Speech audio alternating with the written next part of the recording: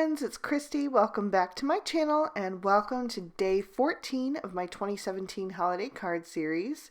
Today I'm going to be using this cheery Christmas set from Lawn Fawn as well as the Photoplay Mad for Plaid 6x6 paper pack. So I stamped out my images on some Copic friendly cardstock with Memento Tuxedo Black ink, and I'm going to be coloring with my Copic markers today. So starting with my reindeer, I'm coloring him with W00, W1, W3, and W5.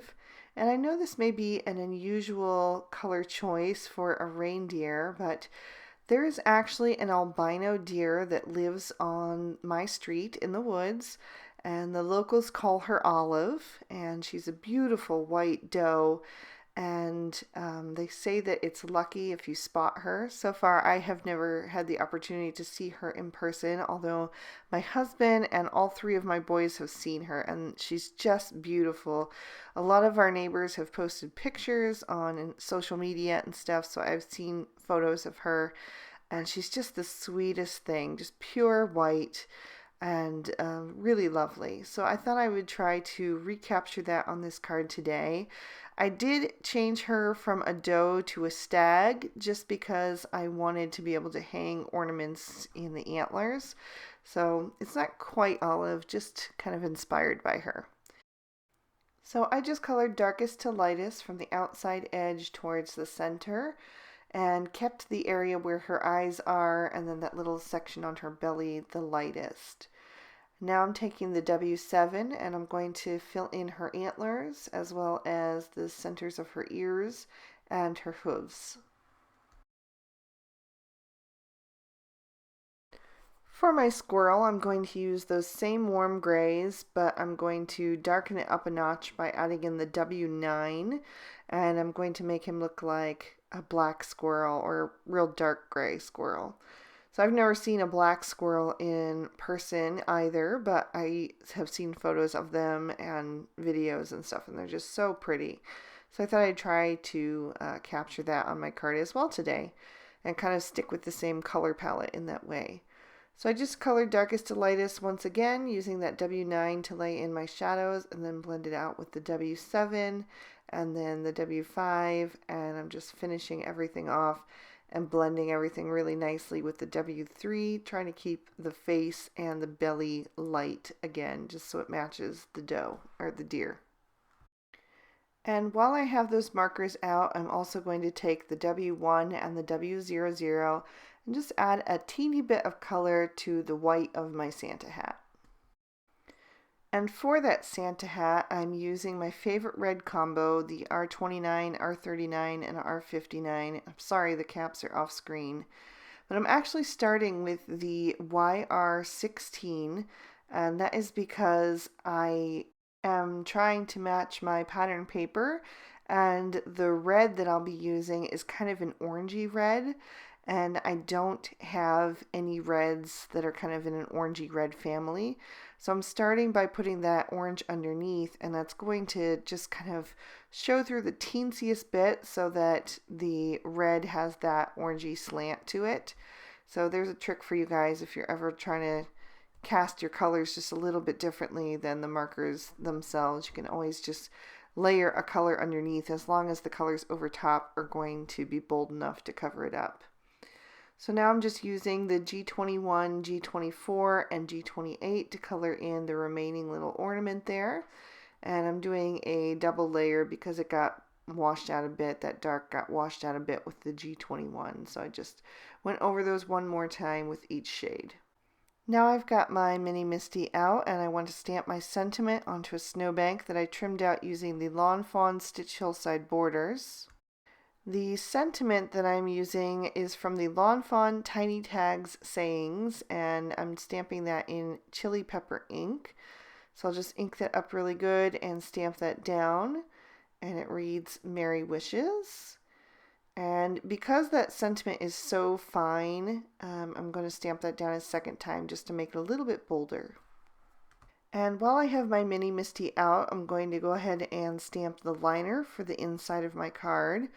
So I'm using a sentiment from Cherry Christmas as well as the other squirrel and the little wrapped nut gift. And I think that looks super cute. For my focal panel, I've trimmed out some pattern paper using the Lawn Fawn cross-stitched squares. And I'm going to take some liquid glue and add my snowbank right to the bottom of that. Then I can add my images to complete my scene. I'm going to take the little reindeer and add that on the left side of the little focal panel. I'll take the two tiny ornaments and hang them from the antlers, one on each side. I'll adhere the squirrel down on the right above the sentiment so that he can be looking at his reindeer friend. And then I'll put the little Santa hat right on top of his head.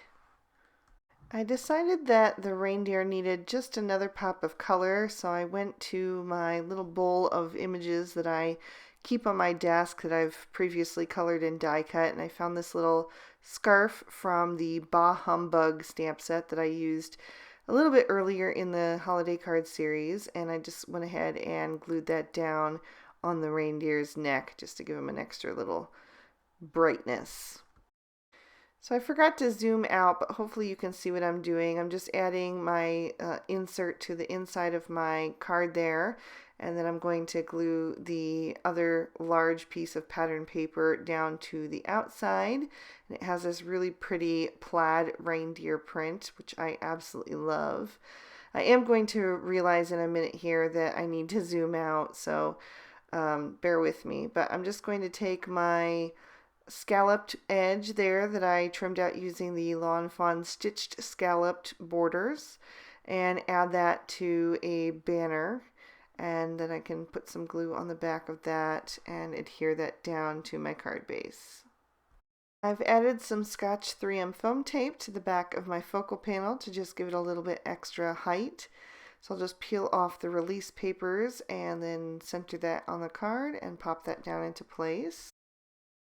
I'll take a white gel pen and add a little shine mark to the two ornaments. And as a final embellishment, I've got some Nouveau drops in red berry and woodland green. And I've also got some black enamel accents. So I'm just going to add one drop of each down towards the bottom of the card, just being sure to add a nice amount so when it dries down it still has a little bit of height there.